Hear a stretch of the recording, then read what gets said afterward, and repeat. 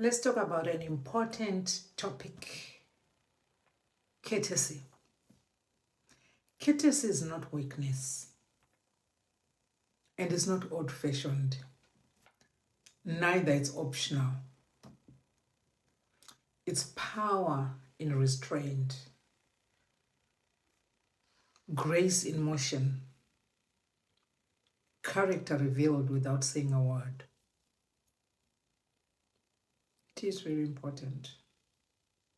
So, whether you are at home or in the workplace, courtesy is a bridge which diffuses tension. It opens doors that talent cannot. It earns respect not by force but by presence. A simple please, a thoughtful thank you, a respectful tone. These are not small things. These are seeds of honor. You may never know what someone is going through because people are going through a lot. But your kindness could be the only light that someone has seen for that day. Courtesy makes you unforgettable. Not for what you did, but for how you made someone feel. Small things. So be courteous at a dinner table, in the office, in the bus, on the road, while you're driving, meeting with the cleaner, with the CEO, with a stranger. Courtesy is not optional because good manners go out of season. And the fruit of courtesy is favor and respect. You can still have good manners even on social media. Oh, yeah. And this is where many people have lost it. Good manners don't stop when the Wi-Fi connects. They are not just for church or for family dinners. They belong everywhere. On timelines, in the comment section, in the inboxes. It's everywhere. Behind every post, there's a person. And behind every story, there's a soul. So before you type that clapback, before you throw shade in the comment section, scroll past every Joyce, every comment, every post, and pause. Before you type, pause. Would you say it face to face? Would you treat a person like that in real life? Doubt. Courtesy doesn't become less valuable in a virtual space. It becomes more visible because online your character speaks louder than your content. Yes. Say please. Say thank you. Acknowledge others. Celebrate their wins. Disagree, but with dignity. Correct, but without cruelty. Yeah. Good manners are still beautiful. Even on Instagram, on TikTok, even in the DM. So let your post be light. Let your comment be a light. Let your comment carry grace. Speak love. Speak favor. Release blessings. Reflect who you are through your comment. Even when no one is watching, even you don't even have to create a ghost account if you are going to be spreading love. It's only those people who throw shade, who want to hate others, who create ghost account. Courtesy is a crown that you should never take off. It's part of you. It's who you are. It's not just etiquette. It is a character in motion. It's how we value others without needing any applause. In a world where people are celebrated for being bold, for being loud, and unapologetically blunt, let's not forget the quiet strength of courtesy. In a world where people are so loyal to content, loyal to entertainment, they clap even when someone is being brutalized. Courtesy begins in the place we often overlook. It's how, in the home, it's how a husband says, "Thank you for dinner." Small thing. Even after years of marriage, how a wife listens before correcting. How a child says, "Excuse me," instead of interrupting. How siblings say, "I'm sorry, and I mean it." It's choosing not to shout when you could whisper. It's remembering that your family deserves the best tone, not just the leftovers of your patience. Courtesy. For example, when your child spills juice on the floor, I'm talking to mothers, you could yell, or you could say, "It's okay, let's clean it up together." That one choice teaches more love than 100 lectures. And with children, they take it to school. What we teach them at home, they take it to school. At work, courtesy is your secret weapon in the workplace. It is. It's how you greet the cleaner. Let's start there. It's how you greet the cleaner. With the same respect that you greet the owner of the company. It's how you say good morning, even when the inbox is full. It's holding the door, offering help, saying, "Well done," to a colleague, genuinely, "Well done." Yeah. Example is when you're in a meeting. For those who attend meetings, someone stumbles while presenting. You can have a brain freeze while you're doing a very important pitch. You could smack, or could say, "Take your time. You're doing great." That simple comment could be the confidence booster they needed. Courtesy earns trust. It speaks louder than qualifications, and it creates a culture where people thrive, not just survive. Courtesy. So on social media, I'm continuously repeating about social media because that's where we are.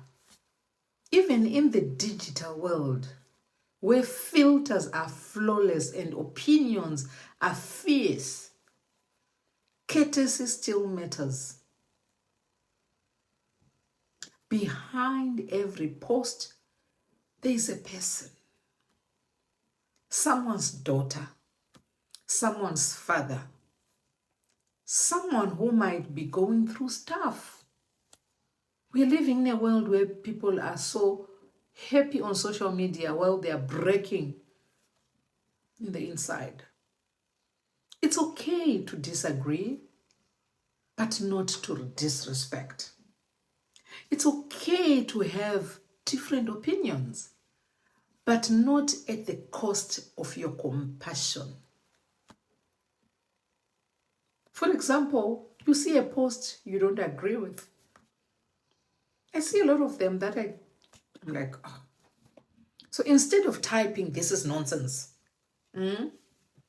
try an interesting view. I see it differently. May I share my perspective? One is destructive, the other builds bridges. Courtesy online means replying to DMs when you can, acknowledging kind comments, not ghosting those who reach out with sincerity. Yeah, not ghosting those who reach out to you with sincerity. Courtesy is strength. It's not weakness. It doesn't mean you let people walk all over you. It means you walk in self-control and intentionally. Be intentional about being courteous. It means you don't lose your temper because you have mastered your emotions. We live in a world where people are too much in touch with their emotions. It means you speak with dignity, even when others don't. Courtesy is kingdom culture. Yeah, it is kingdom culture. Even Jesus showed courtesy. He asked the blind man, "What do you want me to do for you?"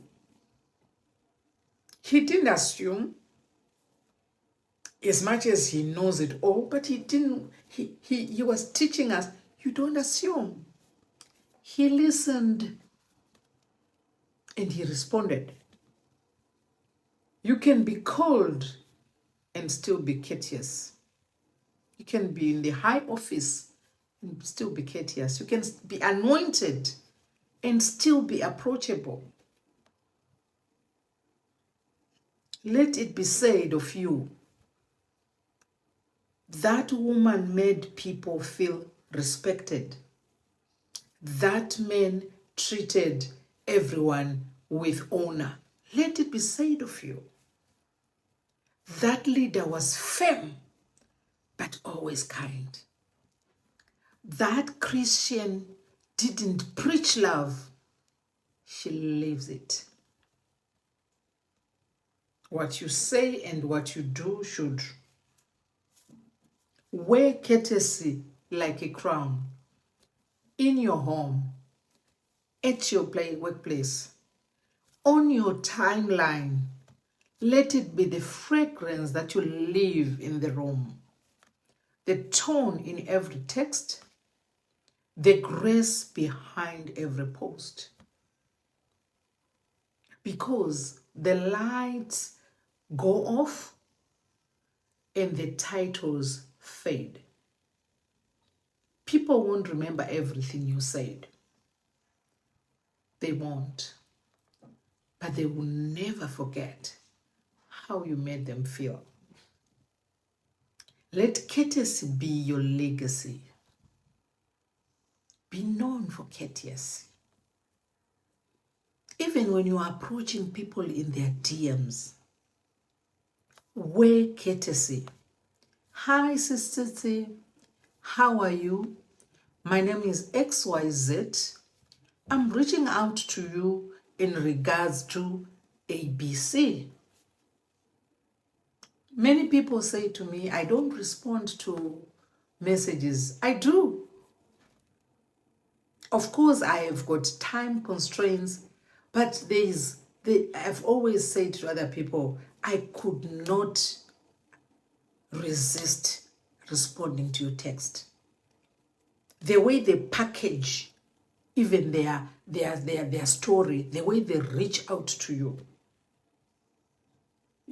you would feel so guilty not to respond. A lot of people have said to them, I don't have time, but for this message, I had to respond. Courtesy open doors. There are people who just come to my inbox and say, hi, I need information to come to Ireland. I'm sitting there, I'm thinking, what happened to the registers?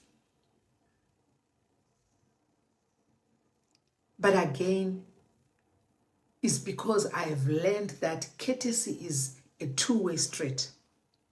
If someone is not courteous, I should not respond with not being courteous. What I do sometimes is I choose not to respond because I don't want to say things that I won't be able to take back. There are people, many people have corrected them and say, I'm okay, and how are you?